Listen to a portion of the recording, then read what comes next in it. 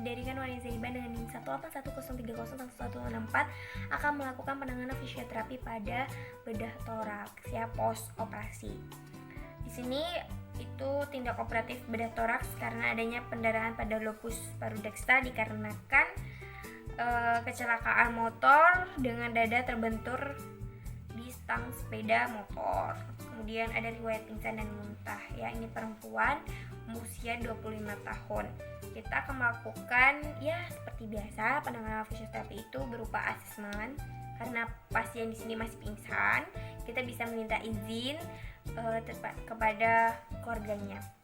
Hal yang perlu kita lakukan sebelum bertemu dengan pasien itu adalah mencuci tangan terlebih dahulu, kemudian menggunakan APD, masker dan sarung tangan maupun baju lab ataupun APD yang bisa melindungi kita.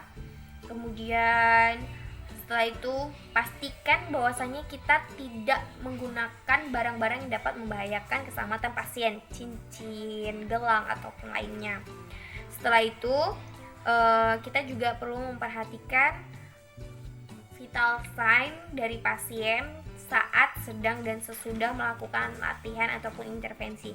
Saat melakukan asesmen kita bisa mendapatkan informasi dari keluarga pasien ataupun setelah di operasi itu kan biasanya ada data-data yang sudah ada dari sebelum operasi maupun sesudah operasi karena kita melakukan penanganannya 24 jam setelah operasi.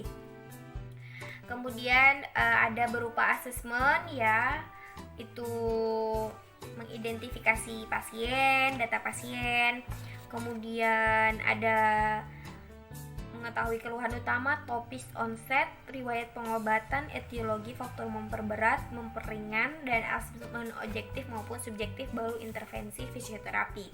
Namun di sini saya akan menuliskan saja untuk asesmennya dan saya akan langsung mempraktekkan untuk intervensi fisioterapi itu dengan pasif exercise karena pasien masih tidak sadarkan diri ya.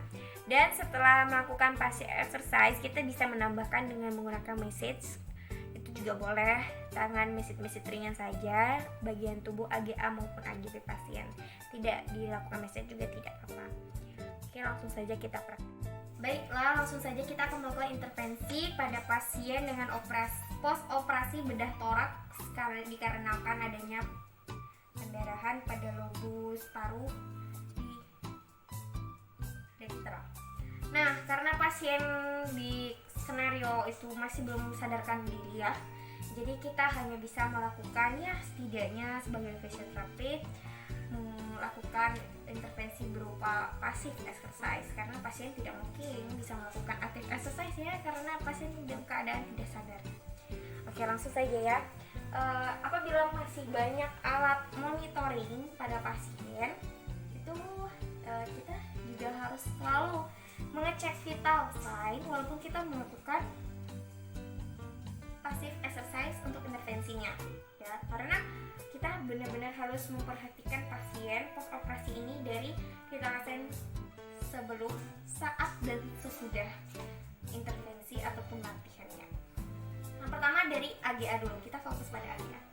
Oke, untuk AGA-nya ini kita bisa melakukan ya aktif berupa fleksi seperti ini, pelan-pelan saja sesuai dengan kita ngecek monitoring vital sign ya.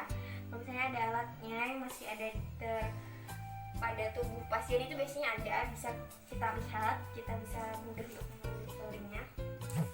Ya bisa dilakukan sekitar 3 sampai 5 kali seperti itu. Sebelahnya juga ini. Oke, karena kan kalau misalnya di rumah sakit itu kan bednya sebelah sini sebelah sana itu kosong bisa buat jalan, jadi sebaiknya kita dari sebelah sana ya, cuma ini untuk memberikan penjelasan saja. Kemudian selain fleksi kita bisa ABD seperti ini, lakukan 3 sampai 5 kali.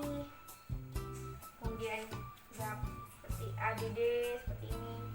kita juga harus memperhatikan beberapa hal seperti apakah saat kita melakukan latihan seperti ini wajah pasien itu ada terlihat kebiru-biruan, pucat atau bagaimana, keringat dingin, itu juga harus kita perhatikan. Jika memang ada faktor-faktor seperti itu, kita harus menghentikan latihannya. Seperti ini.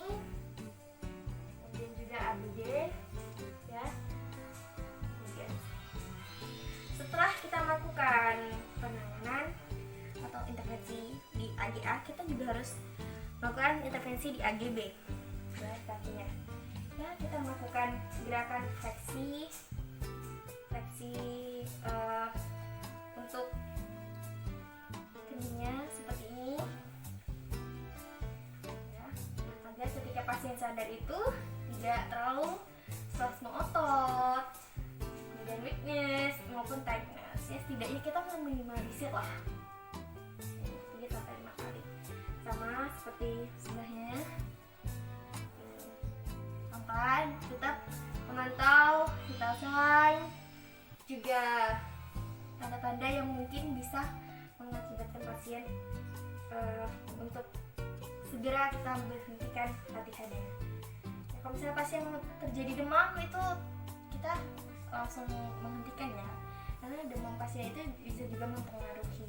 Jadi yang kita tidak perlu melakukan latihannya. Kemudian fleksi hip, ya, seperti ini.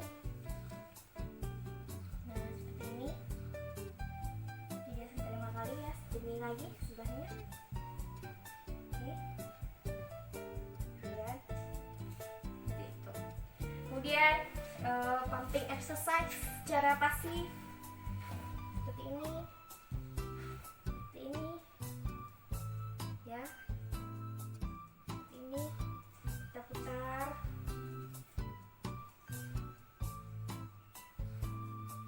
Kemudian kita inversi,